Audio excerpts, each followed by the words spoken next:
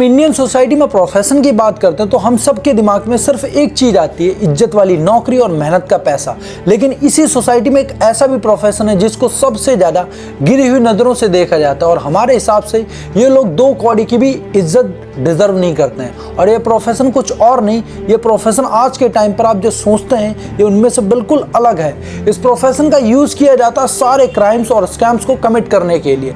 Prostitution word सुनते ही सब लोग काफी अनकंफर्टेबल फील करने लग जाते हैं, उस वर्ड को एक भद्दी गाली की तरह ट्रीट करते हैं। लेकिन हमें ये पता नहीं है कि इनको इतना अलग ट्रीट क्यों करते हैं। इसके पीछे का रीजन इनका प्रोफेशन नहीं बल्कि जो भी क्राइम्स किए जाते हैं इस प्रोफेशन के नाम पे हमारे देश के बड़े बड़े politician, underworld mafias, entertainment industry, सब लोगों का इनडायरेक्ट और डायरेक्ट कनेक्शन इसी प्रोफेशन के साथ है। इसी प्रोफेशन को बलि का बकरा बनाकर ये सब लोग ह्यूमन ट्रैफिकिंग, स्मगलिंग और मनी लॉन्ड्रिंग जैसे बड़े बड़े इनहेंस क्राइम को कमिट करते हैं। लेकिन आखिर ऐसा क्या हुआ कि इस प्रोफेशन को स्कैम बोर्ड बन के रह गया?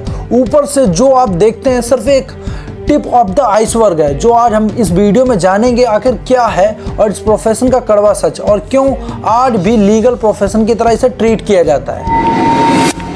आज के टाइम पे हम इस प्रोफेशन को जिस तरीके से देखते हैं, हिस्ट्री में इसको अलग ही तरीके से देखा जाता है, अलग ही तरीके से इसको डिपिक्ट किया जाता है। तो सबसे पहले हमें ये जानना पड़ेगा कि पास्ट में इस प्रोफेशन का क्या रोल था, उसके बाद हम ये समझ पाएंगे कि इंडिया में आज ये इतना कॉमन क्यों है। जब हम ह्यूमन सिविलाइजेशन के सबसे पुराने रिकॉर्ड्स को देखते हैं, हमें सिर्फ इंडिया में ही नहीं पूरे वर्ल्ड में प्रोस्टिट्यूशन एज अ प्रोफेशन देखने को मिलता है। इसको सबसे पहले जिक्र हुआ था एशिया के मेसोपोटामिया में, जहाँ पर लोगों ने इसे डेली लाइफ का पार्ट मान लिया था। सुमेरियन रिकॉर्ड्स के हिसाब से एक जगह थी उरुक नाम की, जहां पर लोगों ने इसका एक टेंपल बनाया था, ब्रोथल, और उसका नाम दिया था गॉडेड स्टार के नाम पे इस टेंपल को बनाया था। इस टेंपल में 3 क्लासेस क्रीड्स होती थी। जो लेवल 1 पे थी उनको सेक्सुअल रिचुअल्स सिर्फ टेंपल के अंदर ही करना अलाउड था। फिर जो लेवल 2 क्लास थी उन्हें सिर्फ टेंपल ग्राउंड्स का ही एक्सेस था और टेंपल में जितने भी गेस्ट आते थे वो सिर्फ उनको ही सर्व किया करती थी। और लास्ट में आती थी लेवल 3 क्लास की, जिन्हें सिर्फ टेंपल ग्राउंड्स पे ही रहना होता था। वो सिर्फ अपने कस्टमर्स को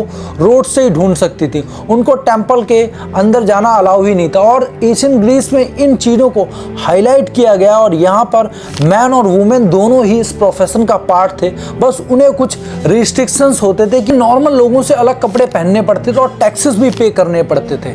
इन्हीं को ग्रीस में हितायरा के नाम से बुलाया जाता और सेम कल्चर जापान में भी फॉलो होता था, जहाँ पर उन्हें आयरन के नाम से बुलाया जाता था, जिसका मतलब आज के टाइम पे कर्सिसस होता। और अब कर्टेन्स पर एक अपर क्लास प्रोस्टिट्यूशन होती जो भरी सभा में लोगों को एंटरटेन करती है। और रोम में इसकी इतनी ज़्यादा छूट थी कि वहाँ पर हाईएस्ट सोशल स्टेटस मैन किसी के साथ भी सेक्सुअल एक्टिविटीज़ में इन्वॉल्व हो सकते थे, फिर चाहे वो मैन हो या वुमेन। अभी तक हमने बात की है पूरे वर्ल्ड में इस प्रोफेशन की, हर कल्चर में इसको अलग अलग नाम से बुलाया जाता था। तो क्या इंडिया में भी इस प्रोफेशन का कोई कॉन्सेप्ट था? जी हाँ, मौर्यन एम्पायर में इन सभी चीज़ों को काफ़ी डिटेल्स में बताया गया है। एशियन इंडिया में इनको गणिकास के नाम से बुलाया जाता है, लेकिन गणिकास की जगह सोसाइटी में टूट्स तक ही नहीं थी, वो एक कर्टिसंस की तरह जो बड़े बड़े राजाओं की सभा में एंटरटेनर का काम किया करती थी। उन्हें सिंगिंग, डांसिंग, इरोटिक आर्ट्स और पोएट्री जैसी आर्ट फॉर्म भी सीखने पड़ते थे।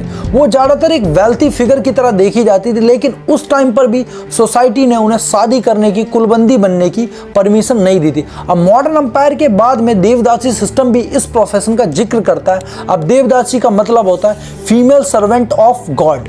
इसका मतलब है ये सिस्टम भी उसी के लिए बनाया गया था। देवदासी सिस्टम में जो वुमेन होती थी उनको प्लेसेस दिलवाई जाती थी कि वो पूरी लाइफ किसी भगवान या मंदिर की सेवा में लगा देंगी, पूरी जिंदगी सिर्फ सेलिब्रेसी को ही फॉलो करेंगे। टेंपल में एक हाई लेवल स्टेटस के साथ देखी जाती थी। लेकिन जब ब्रिटिशर्स ने इन्वेड किया तो जितने भी राजा थे उनकी पावर्स उनसे छीन ली गई और टेंपल्स के मैन पैट्रन को यहाँ पर राजा ही हुआ करते थे उस टाइम पे। तो टेंपल्स में भी इनकी कोई वैल्यू नहीं बची। फिर जितनी भी देवदासियाँ थी उनको सपोर्ट करने के लिए कोई नहीं बचा।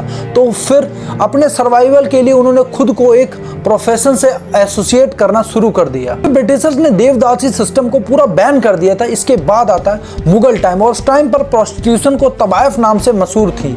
हमने अभी तक बहुत सारे अलग अलग कल्चर्स की बात की, देखा है हर जगह पर सेम कॉन्सेप्ट है, बस नाम अलग अलग है। तवायफ का भी सेम कॉन्सेप्ट था, जिन्होंने हीरा मंडी देखी होगी उन्हें पूरी चीज़ें आसानी से समझ में आ रही होंगी। लेकिन ब्रिटिश रूल और वर्ल्ड वॉर के टाइम पर यह प्रोफेशन पूरी तरीके से चेंज हो गई थी। वर्ल्ड वॉर 2 के टाइम पर जापान में एक टर्म साइन किया गया था कंफर्ट वुमेन के नाम से। इस वर्ड को सुन के आपको इसका मतलब समझ में आ गया होगा कंफर्ट वुमेन का काम क्या होता था। जापानीज सोल्जर्स को सेटिस्फाई करना ताकि वो अपनी पूरी शिद्दत से जंग लड़ सकें। ये कंफर्ट वुमेन सिर्फ जापानीज नहीं होती थी, बल्कि जितनी भी टेरिटरी जापान ने कैप्चर की थी वर्ल्ड वॉर 2 के टाइम पर, उन सभी जगहों से इनको लाया जाता था। वर्ल्ड वॉर 2 के टाइम पर सोल्जर्स हमेशा सेटिस्फाई रहे, इसीलिए उनको जगह जगह पर कई सारे कंफर्ट वुमेन स्टेशंस भी बनवाए गए थे। और जापानीज सोल्जर्स ने इस कंफर्ट वुमेन को एक नाम दिया था पब्लिक टॉयलेट्स। और ये सेम स्ट्रेटजीज ब्रिटिशर्स ने यूज करके इन्वेड के दौरान उन्होंने कंटोनमेंट एक्ट 1864 का इंप्लीमेंट किया और सारे ब्रॉथल्स को रेगुलेट करने लग गए ताकि उनके सोल्जर्स इस चीज का फायदा उठा सकें, एसटीडीज ना फैल सके। उसके लिए डेली चेकअप्स भी मैंडेटरी करवा दिए। ब्रिटिश सरकार के द्वारा यहीं से जन्म हुआ मॉडर्न प्रोस्टिट्यूशन का। जब हम प्रेजेंट डेट्स की बात करें तो सोसाइटी में उन्हें काफी गिरी हुई नजरों से देखती है एज कंपेयर टू ट्रेडिशनली। उन्हें सोसाइटी में सबसे ज्यादा लोएस्ट लेवल का स्टेटस का टैग दिया गया, क्योंकि आज उनके पास ऑफर करने के लिए सिर्फ एक ही चीज है। इंडिया में आज 3 जो सबसे बड़े हब हैं, सोनागाची, कमाटीपुरा और जीबी रोड। इंडिया में नहीं पूरे एशिया में one of the biggest hub है। फिर बहुत से local red lights areas, call girls और एस्कॉर्ट सर्विसेज भी आपको देखने को मिल जाएंगी। इंडिया में ऐसा ही नहीं है कि इनको बहुत ज्यादा हाई चार्जेस हैं, काफी जगह तो 150 रुपए से ही शुरुआत होती है। और इसी प्रोफेशन के नाम पर ह्यूमन ट्रैफिकिंग, मनी लॉन्ड्रिंग और रैकेट्स जैसे बड़े बड़े क्राइम्स को कमिट किया जाता है। ये one of the biggest reason है आज सोसाइटी में इन्हें सबसे लोएस्ट लेवल का टैग मिला। अब ये प्रोफेशन पॉलिटिक्स का क्या लिंक है, उसको समझने से पहले हमें ये समझना पड़ेगा कि आखिर ये लीगल क्यों है। इसका रीजन है करप्शन।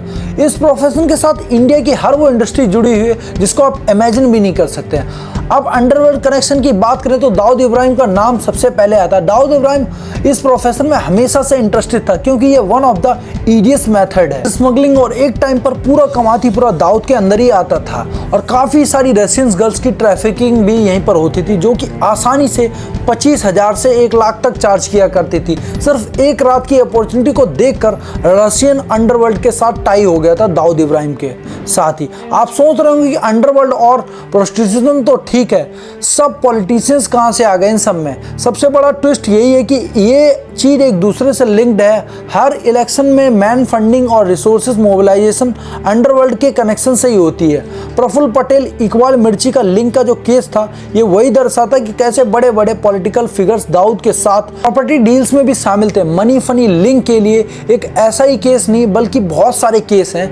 कई बार तो अंडरवर्ल्ड फिगर्स खुद पॉलिटिक्स में आ जाते हैं और मार्शल से इलेक्शन भी जीत जाते हैं। ऐसा ही एक केस था अरुण गावली का, जिन्होंने अखिल भारतीय सेना बनाई जबकि उनके ऊपर ऑलरेडी मर्डर चार्जेस का केस चल रहा था। तो सिर्फ अंडरवर्ल्ड ही इसमें अकेला नहीं है, बल्कि बहुत बड़े बड़े बॉलीवुड टॉलीवुड सेलिब्रिटीज भी इसमें इन्वॉल्व हैं। श्वेता बानू, यमुना, शार्लिन चोपड़ा और सायरा बानू और किनकिनेरा जैसे नॉर्थ साउथ इंडस्ट्रीज की एक्ट्रेस भी इसमें इन्वॉल्व है। हाई क्लास प्रोस्टिट्यूशन में अब अगर लिस्ट गिराने बैठूंगा तो ये वीडियो बहुत लंबी हो जाएगी। और ये इतने ऑर्गेनाइज तरीके से काम करते हैं कि रात के 5 करोड़ से ज्यादा कमाते हैं। जितने भी ब्रॉथल ऑनर्स गवर्नमेंट से लिंक नहीं होते उन्हें अच्छी खासी घूस देनी पड़ती है सिर्फ अपने ब्रॉथल्स को रन करने के लिए। यहाँ पर घूस सरकार अकेले ही नहीं खा रही होती, बल्कि सरकारी नौकर भी खाते हैं। ब्रॉथल ऑनर्स, पिम्प्स और पुलिस का आपस में एक बहुत बड़ा नेटवर्क होता है जिसमें ये सब मिलकर इस बिजनेस को रन कर रहे होते हैं। जब भी रेड पड़ने वाली होती है तो पुलिस इन ब्रॉथल ऑनर्स को एडवांस में बता दी थी, जिससे ये कभी पकड़े नहीं जाते हैं। इंडिया में इसी तरीके से सारे नेटवर्किंग से धंधे चल रहे हैं। इनका मोटो सिर्फ एक ही है कि सब मिल बांट कर खाएंगे।